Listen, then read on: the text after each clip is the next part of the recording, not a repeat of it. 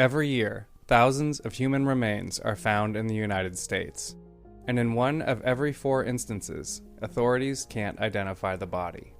That's starting to change. I'm Dave Killen, co-host of The Unidentifieds, a new limited series podcast from the Oregonian and Oregon Live. We go deep into several cold cases and explain the science that's helping experts give these long-forgotten people their names back. Look for The Unidentifieds after you've finished listening to this podcast. Subscribe to The Unidentifieds on Apple, Spotify, Google, or wherever you listen to podcasts. Welcome back, friends and neighbors. It's Monday, May 15th, 2023. On this date in 1972, Governor George Wallace was shot by Arthur Bremer while campaigning for president in Maryland. Today, let's talk embezzlement, recycling, and softball. I'm Mike Morgan, and we're down in Alabama.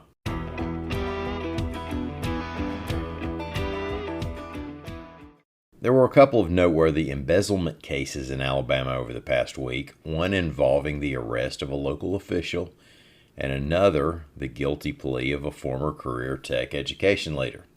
AL.com's Carol Robinson reports that former Lipscomb City Manager Jacqueline Yvette Robertson was charged with aggravated theft and use of official position for personal gain. She's accused of embezzling more than $200,000 from the Jefferson County city with a population of just over 2,000, allegedly via overpaying herself and ordering things from vendors for her own use. She had been indicted by a grand jury in November, but was arrested just last week. Meanwhile, in Montgomery, as AL.com's Howard Koplowitz reports, former Association for Career and Technical Education Executive Director Doris Gilmore pled guilty to embezzling association funds and failing to send payroll taxes that were withheld during the first quarter of 2022. The district attorney said the losses from the crimes totaled $2.8 million. Gilmore could be sentenced to up to 10 years in prison. Birmingham Reycling and Recovery is accepting drop-offs again after a fire took down one of its warehouses last week, reports AL.com's Dennis Pillion. The facility in Birmingham's Avondale neighborhood is one of the largest in Alabama, and Alabama has some of the largest recycling facilities in the world. KW Plastics in Troy is the world's largest plastics recycler. Constellium, which recycles aluminum and Muscle Shoals, employs around 1,200 workers. The problem in Alabama is getting the recyclable goods to these places. A lot of cities and communities in the state are less than efficient at gathering, sorting, and delivering recyclables. Birmingham does pick up for recyclables on the first and third Wednesdays of each month.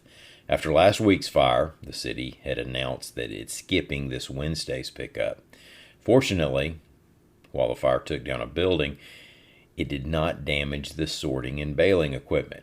And that's a big break. The facility is already taking drop-offs, and this Wednesday is expected to be the only pickup cycle that'll be missed.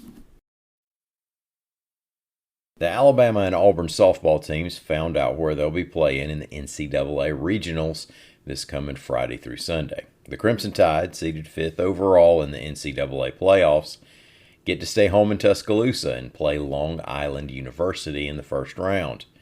The Sharks won the Northeast Conference tournament. Alabama is 40-18. The other 2 teams in the Tuscaloosa regional are Middle Tennessee and Central Arkansas. Tide star pitcher Montana Fouts is seeing an orthopedic doctor today to check out a lower leg injury. Auburn, meanwhile, is on the road at the Clemson Regional. The 40-17 Tigers open against Cal State Fullerton. Clemson will be playing UNC Greensboro in an earlier game. Thank y'all so much for listening. We're going to be back here tomorrow and all week. Until then, we'd love it if you came by and saw what we were up to on the internet at AL.com.